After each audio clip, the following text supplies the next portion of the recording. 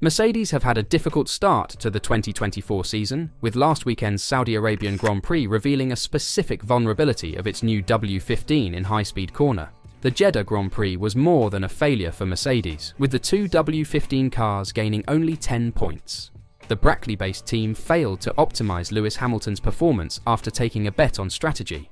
However, this was the least of the team's concerns, as one of the main problems they've had the last 2 years seems to be back again.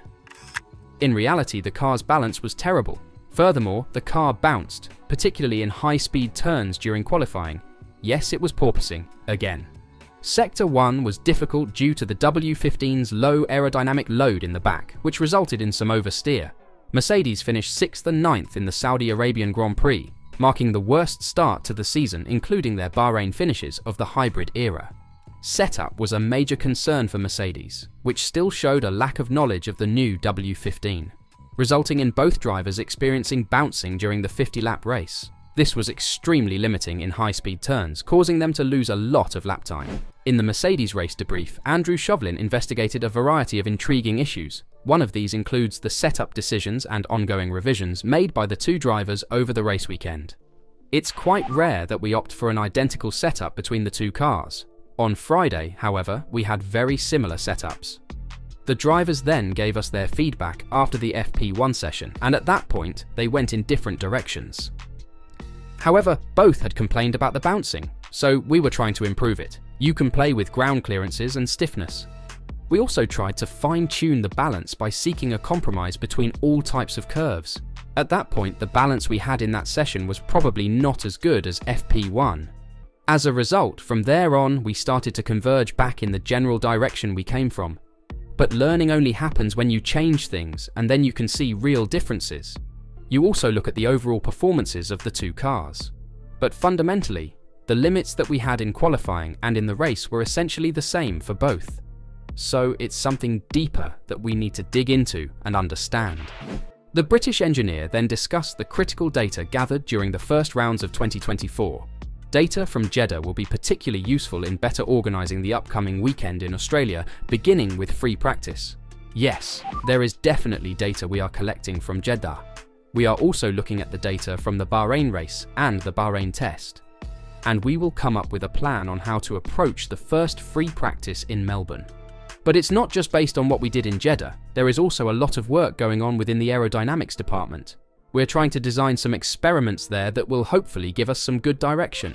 After their experiments, they considered a different strategy in the race, maybe choosing for the softs at the start with Lewis Hamilton, who began from behind.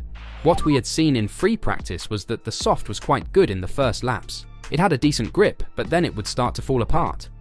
The rubber is quite soft and graining would have occurred. The only reason we could have chosen the softs at the start was the hope of a safety car within the first laps.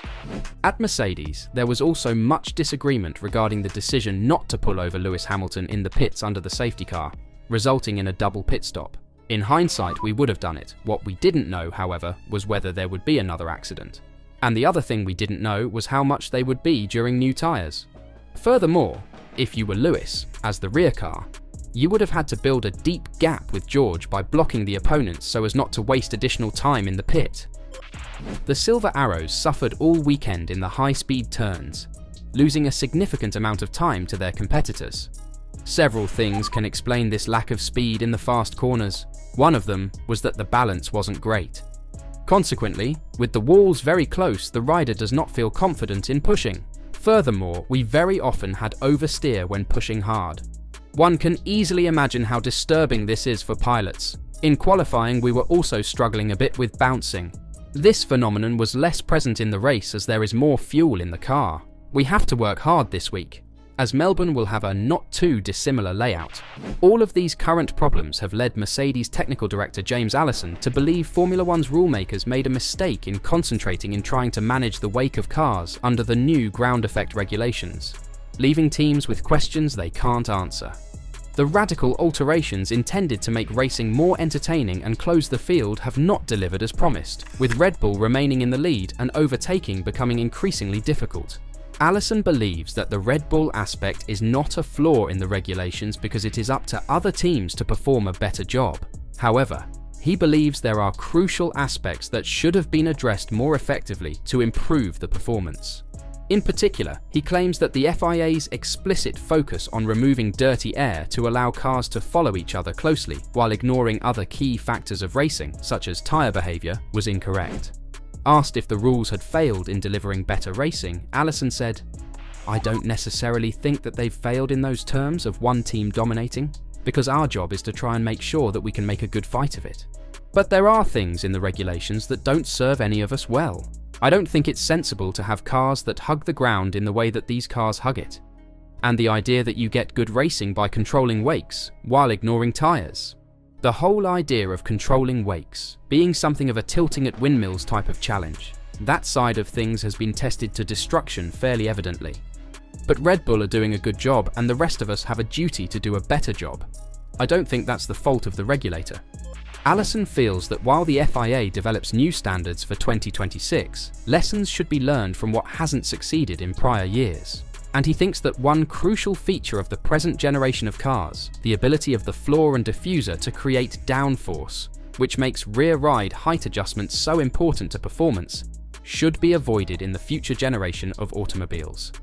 "I don't think there's anything wrong in particular with ground effects floors," he went on to say. "But the particular layout of these ones that have a response to rear ride height that is not particularly good for the cars, that isn't something that we should carry into 2026. Asked if his view was alone or shared by other teams, Allison said, "Amongst the teams, that would be a pragmatically accepted response. The FIA is still very much of a mind to place wake management at the top of the tree of everything, sacrificing this stuff, and it would be helpful if there was more of a balanced approach there."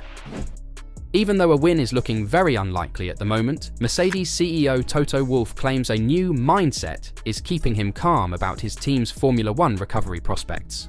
While the squad does not yet know what is causing the unexplainable difficulty, Wolff has expressed complete confidence in the team's ability to resolve the situation. And, while 2024 might be Mercedes' third straight year of attempting to resolve concerns, Wolff has stated that he feels at ease with the situation since he believes the team is in a different place this time around. "I've changed my mindset," he said. "I don't think that additional pressure on all of us makes it better. I think we have a problem with the physics. It is not by lack of trying or by the mindset or the motivation or energies. All of that is there, and I can see the buzz in the organisation. As racers, when we have such disappointing results, you're feeling down, but we're trying to change that with the right motivation for the week that comes. That's why we are believing that we can turn this around. We believe that our organisation can dig ourselves out. I'm 100% sure we can." What are your thoughts on the porpoising being back on the car? Are the regulations too harsh, or is Mercedes' team just not good enough to create a fast and steady car? Let us know your thoughts in the comments down below.